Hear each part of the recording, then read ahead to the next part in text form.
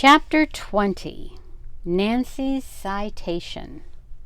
Until now, Nancy had not fully believed that her captors would let her perish. But she was left, bound hand and foot, aboard a sinking vessel. Suddenly, Nancy sniffed the acrid smell of smoke. Acrid? Another word. Acrid. I think it's acrid. Suddenly, Nancy sniffed the acrid smell of smoke. The fire was spreading. She screamed for help until her throat was hoarse. Then, about to faint, Nancy heard an answering shout and the sound of a boat pulling up outside the porthole. "Oh, thank goodness," she breathed fervently. Shortly, 2 men in River Police Patrol uniforms hurried into the cabin. They quickly untied Nancy and carried her on deck. She saw that the fog had thinned and that the cruiser's stern was aflame. Desperately, she tried to tell the men of the escaped gang and what had happened.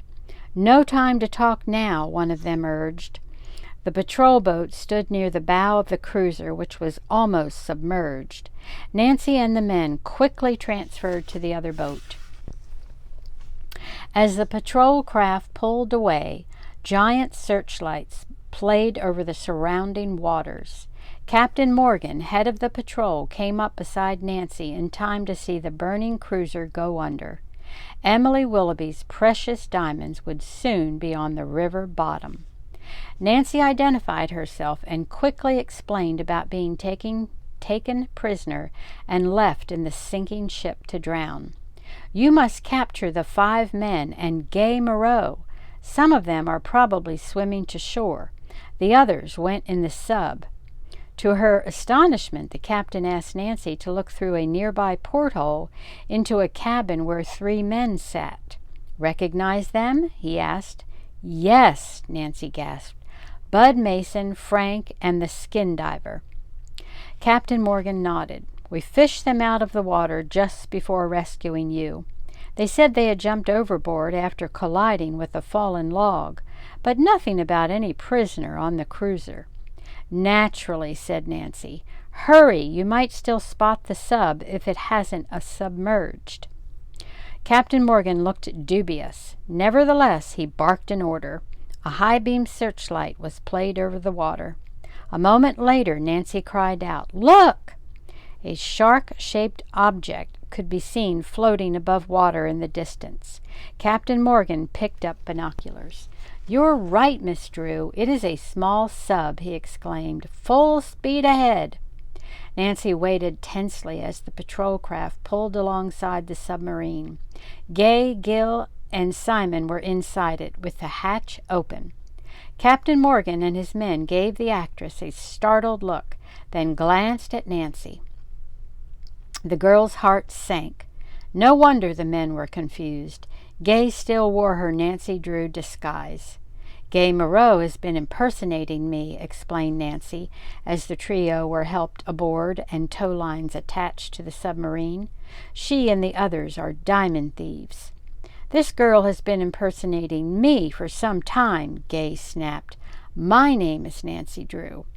The young sleuth started to protest when Gay withdrew a wallet from the pocket of her dress.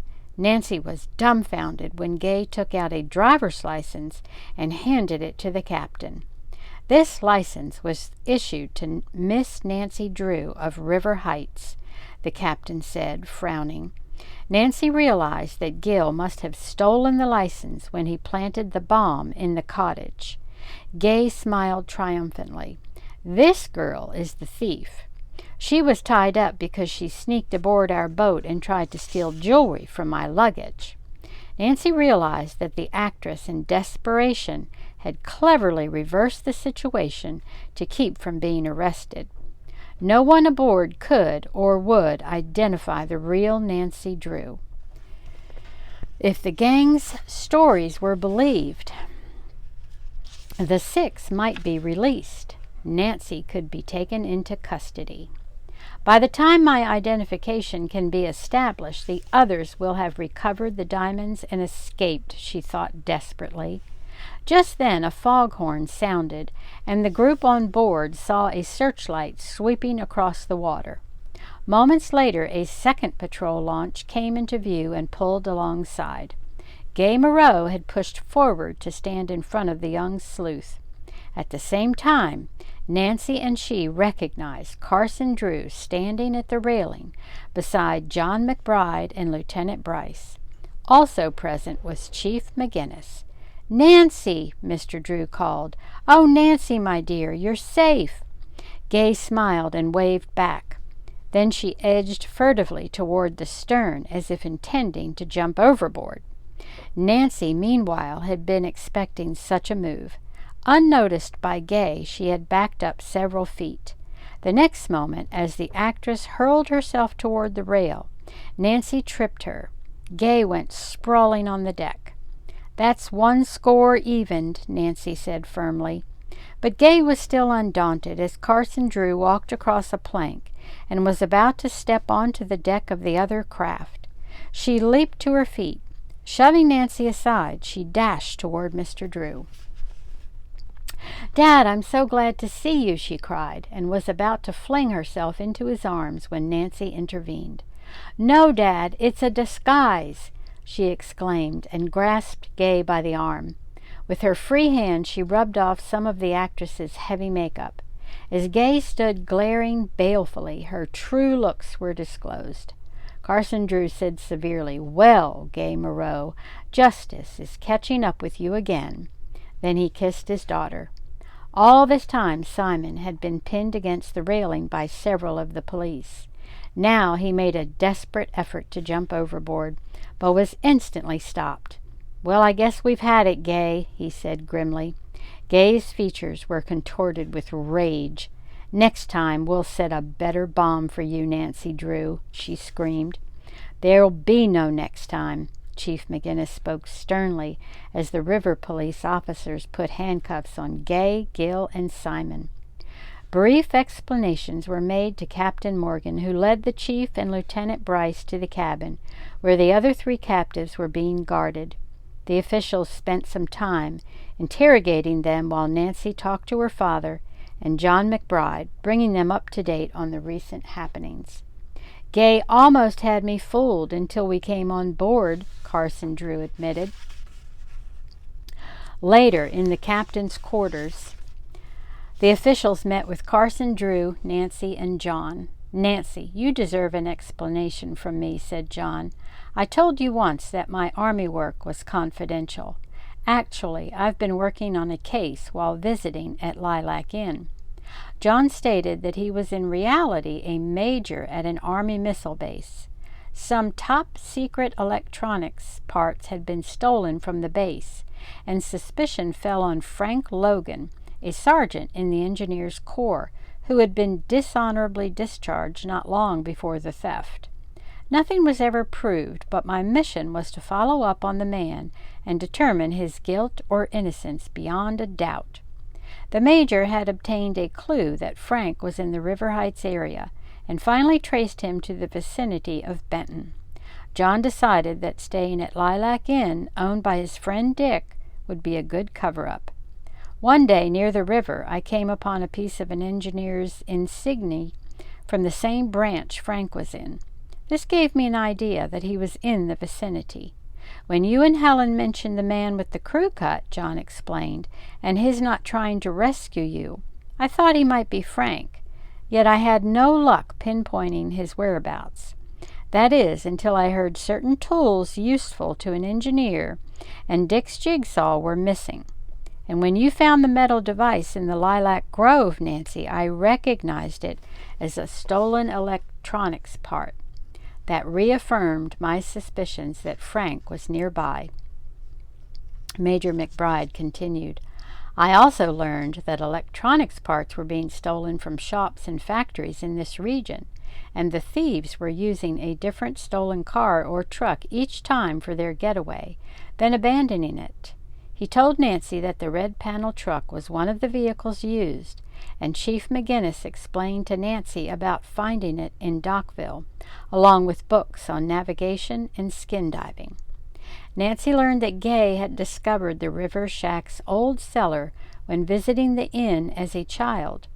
While working for Mrs. Stonewell, Gay had told Bud and his pals about the place, and they hatched the scheme for storing the stolen parts there. Some of the electronics equipment, John disclosed, was being sold on the black market at a town 100 miles down the Muskoka River.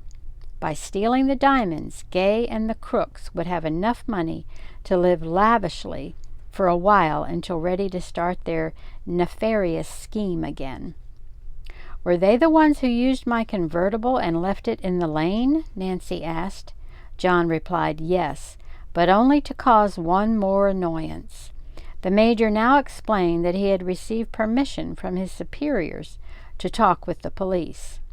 A black market operator who was arrested tipped us off that the crooks from whom he was buying parts might be in Benton last night to arrange for a final getaway. John said he had returned to Lilac Inn that evening in time to meet Mr. Drew, Chief McGinnis, who had come along during his free hours because of his interest in Nancy, and Lieutenant Bryce. The trooper had just received word over the police radio of the accident to the cruiser. This, together with the fact that Carl Bard had seen Nancy go toward the river, had given John the idea that the men should board a patrol boat and search the sinking cruiser. "This certainly has been an involved and dangerous mystery," said Carson Drew. "Yes, and Nancy deserves most of the credit for solving it," the state police lieutenant spoke up. Nancy chuckled. "Don't forget, we still have to find Emily's diamonds. John, how about a skin diving search by daylight tomorrow?" "With pleasure," John grinned. Everyone at Lilac Inn was relieved and thankful to learn that Nancy was safe and that the mysteries had been cleared up. The following morning, the Willoughbys, Dick and Helen, came along to witness the treasure diving expedition. A river patrol launch stood by as Nancy and John skin dived to the bottom of the Muskoka River. After locating the sunken cruiser, the couple boarded it and entered the cabin where Nancy had been imprisoned. The sleuth went immediately to the wall and took down the barometer. To her disappointment, the diamonds were not secreted there. John and Nancy looked in every conceivable hiding place, but found no clue. Nancy racked her brains, trying to imagine what spot Gay would have chosen. A sudden hunch came to her as she spotted the actress's makeup case. Nancy opened it and searched among the contents. She picked out 2 tubes of lipstick. Nancy removed the tops and gasped. The tubes were choked with glittering diamonds. John gave Nancy a congratulatory pat on her shoulder. The girl detective put the lipsticks into a pouch attached to her waist, and the divers surfaced. Emily was thrilled upon recovering her jewels, and tears came to her eyes. Dick and Mrs. Willoughby could not praise Nancy enough. John beamed at his skin-diving companion. "One of your best deductions, Nancy." A little later that day, John announced that a salvage crew had raised the cruiser. A stock of valuable electronics parts was found in this small hold, including those Frank Logan had stolen from the missile base. The gang had planned to sell many of them to an enemy agent. A week later, Nancy was honored at a colorful Army ceremony where she was presented with the Distinguished Civilian Service Medal for outstanding work. "This is marvelous. Thank you," she said. When the young detective returned to Lilac Inn for a party on the eve of Emily's wedding, the bride-to-be gave her 2 attendants pins set with tiny diamonds. Nancy's was in the form of a lilac spray. "I had this made especially so you'll never forget the mystery at Lilac Inn, Nancy." Emily smiled. "Dick and I will be forever grateful to you." "So exquisite," Nancy cried, and thanked her friend. This was such a challenging mystery. Secretly, she wondered when another sleuthing adventure would come her way. Soon, I hope, Nancy thought. She was to have her wish when she found herself involved in the secret of Shadow Ranch. Later, as Nancy, Helen, and Emily were talking, the two older girls suddenly stopped speaking on the subject of their forthcoming weddings. Helen said, "Goodness, Nancy, you must be tired of hearing us talk about steady partners when—" Nancy interrupted. Laughing gaily, she said, "Not at all. For the present, my steady partner is going to be Mystery." The end. Hope you enjoyed the mystery at Lilac Inn.